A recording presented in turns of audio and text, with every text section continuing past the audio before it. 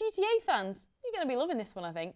So GTA Remastered Trilogy may be arriving on Steam and Epic Games Store very soon. So according to recent reports, the GTA Trilogy will be released on both the Epic Games Store and Steam in the near future. Now, Grand Theft Auto The Trilogy, the Definitive Edition, is a developer Grove Street Games' endeavour to remaster the 3 legendary Rockstar titles, which include Grand Theft Auto 3, Grand Theft Auto Vice City, and of course San Andreas as well. Now it includes a whole host of new features and enhancements such as 4K resolution support, improved lighting and shadows, new character models and animations, and updated audio and visual effects. So for anyone who isn't aware of this, just before the release of the Definitive Edition, all of the original trilogy's titles were taken off both Steam and the Epic Games Store. Now I'm joined with Matt Simpson, a producer here at Jinx, once again on the show. Hello. How are you? Good. Excited to be talking about something as terrible as this. That's it. Yeah, tell us your opinions on this because I think you're not opinions. too sure. Opinions. This is it's a soft word. look, this was announced back October last year, and huge amounts of excitement from everybody who has played the game before, or any people who haven't, who are like wanting to go back and play the old ones, having got into GTA 5. Yeah. I obviously played them as a kid because I'm old, but I was like, oh, this would be great. Especially they're coming out on Switch, so I thought, perfect, this is a great opportunity to buy the game, play them again. And then it came out and it was terrible. The port is one of the worst things you'll have seen when it first came out. I mean, it was buggy, it was broken, it was hideously ugly. I think there's some pictures will come up in a sec. Like the facial animations just didn't make any sense.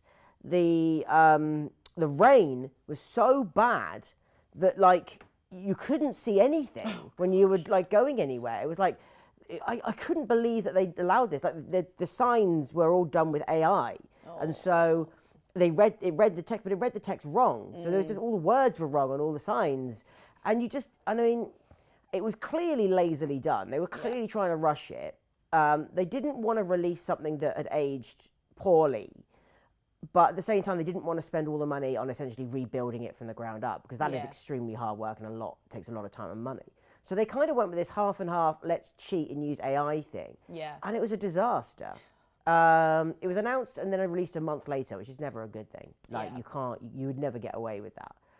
And ultimately, what was I think more annoying for people is that they took the games off the platform, the original games off the platforms. So they were off on the Sony and Xbox and on Steam and Epic, which is, you know. So if you had those games, or if you wanted to play them and buy them, this was the only version you could get. And it was worse. It was worse than the original one. So you were left stumped with like, well, now what do you do? The fact that it's taken them a year to bring this version to Steam and Epic, well, one, it tells you that they knew how broken it was and they've had to try and do what they can to fix it, which they have to some extent, but it's more fundamental than that. But two, it's just so upsetting that they've taken the old ones away, which were better and more indicative of the spirit and the style and the times of those games that came out. So what was your thought process when you first played the original Grand Theft Auto games? What did you like about them so much? Are you kidding me? I mean, well, when you're 14 playing games that you're too young for, there is always that. But the thing is, Grand Theft Auto 3 is one of the most important video games ever made, because it was the first true 3D open world sandbox, which, well, certainly an urban city sandbox, and it exploded. And it was so important because like every single open world game you play now owes itself to GTA 3 in one aspect or another. Yeah. And then over the next 2 games, I think everyone has their own favourites. Mine is Vice City, just because I think it's the tightest overall experience. I think everything works. The story is really well put together. I think the world and the music and the art and everything about it is just so, so perfectly done in its own thing. GTA San Andreas, and a lot of people love it. I think it's like one of the first ever black protagonists in a video game, which is really important. Yeah. And it was vast beyond anything that we'd seen before in terms of scope and scale. I think it was a bit bloated personally, but I still had so much fun with that game as well. So as I say, it's the fact that all of these games were available to play again in a new fancy way. Particularly for me, it was a different generation getting to play them. Yeah. And they see this and go, is this what you used to play as a kid? Yeah. No, it's It didn't not. look like that, I This is swear. not what we used to play. So yeah. So I mean, so you're not going to be giving it another go when it's coming back. no. Well, I think I think the originals, if you bought them like on Steam before they took them off, I think you still got them. Yeah. Which means you can sort of play and download them. But for me, I think the biggest shame is not having them on Switch, because they're not. Yeah. They're not technically complicated enough. Because we've discussed about how the Switch is kind of aging now, and it might be time that they work out the technology to bring out a new one. Absolutely, yeah. But these games aren't technically difficult. No. Like, maybe it might take a bit of time to sort of get the engineering to make them work properly and run, but I can't see why they couldn't take those old games and just port them and sell them for, 10 quid a go on Steam. Yeah. Oh, no, on Switch, sorry. Yeah. And you'd have an opportunity to play it on, because that platform for me feels exactly what a lot of people should be playing it on. Yeah. Well, And this isn't it. no.